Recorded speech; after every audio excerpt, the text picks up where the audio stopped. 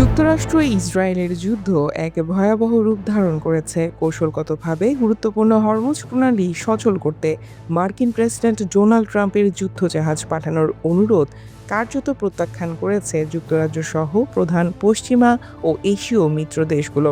এর ফলে আন্তর্জাতিক রাজনীতিতে যুক্তরাষ্ট্র এখন অনেকটাই একা হয়ে পড়ার আশঙ্কা রয়েছে। গত ২৮ ফেব্রুয়ারি যুক্তরাষ্ট্র ও ইসরায়েলের যৌথ হামলায় ইরানের সর্বোচ্চ নেতা আয়াতুল্লাহ আলী খামেনি সহ কয়েকশো মানুষ নিহত হওয়ার পর মধ্যপ্রাচ্যের পরিস্থিতি নিয়ন্ত্রণের বাইরে চলে যায়। প্রতিশোধ হিসেবে ইরান বিশ্ববাজারের অন্যতম প্রধান তেল সরবরাহ পথ হরমুজ প্রণালী বন্ধ করে দিয়েছে। ইরানের সামরিক কমান্ড খাতাম আল আম্বিয়া এক বিবৃতিতে জানিয়েছে, যুক্তরাষ্ট্র, ইসরায়েল এবং তাদের মিত্রদের যে কোনো তেলবাহী জাহাজ আমাদের বৈধ লক্ষ্যবস্তু হিসেবে গণ্য হবে। এই অবস্থায় যুক্তরাষ্ট্রের এতকালের মিত্ররা পিছ টান দিচ্ছে। ট্রাম্প হরমুজ প্রণালী চালু করতে যুক্তরাজ্য, ফ্রান্স, জার্মানি, দক্ষিণ কোরিয়া এবং চীনকে তাদের নৌবাহিনী মোতায়েনের আহ্বান জানিয়েছিলেন, কিন্তু তাতে কেউই সাড়া দিচ্ছে না। যুক্তরাজ্যের প্রধানমন্ত্রী কিয়ার স্টারমার সাফ জানিয়ে দিয়েছেন দেশটি বর্তমানে কোনো রণতরী পাঠাবে না।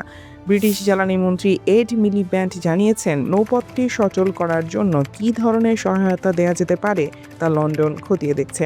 এর মধ্যেই নৌমান শনাক্তে চালকবিহীন প্রযুক্তি ব্যবহারের বিষয়ও বিবেচনায় রয়েছে। তবে যুদ্ধজাহাজ পাঠানোর বিষয়ে তিনি কোনো প্রতিশ্রুতি দেননি। ফ্রান্স এই যুদ্ধকে যুক্তরাষ্ট্র ও ইসরায়েলের নেতৃত্বাধীন যুদ্ধ আখ্যা দিয়ে এতে জড়াতে অস্বীকৃতি জানিয়েছে। জার্মানিও এই অঞ্চলে ইইউ মিশনের বিস্তৃতি নিয়ে গভীর সংশয় প্রকাশ করেছে। দক্ষিণ কোরিয়া জানিয়েছে তারা ওয়াশিংটনের সাথে পরামর্শ অব্যাহত রেখেছে এবং সতর্ক পর্যালোচনার পরে সিদ্ধান্ত নেবে।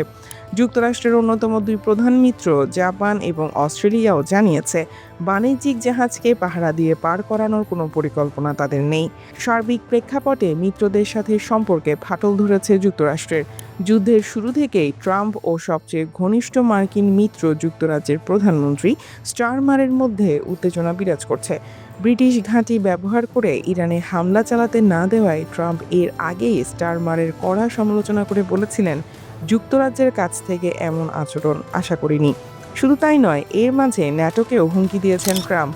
হরমুজ প্রণালী সচল করতে মিত্র দেশগুলো এগিয়ে না এলে ন্যাটোর ভবিষ্যৎ খুব খারাপ হবে বলে হুঁশিয়ারি দিয়েছেন তিনি।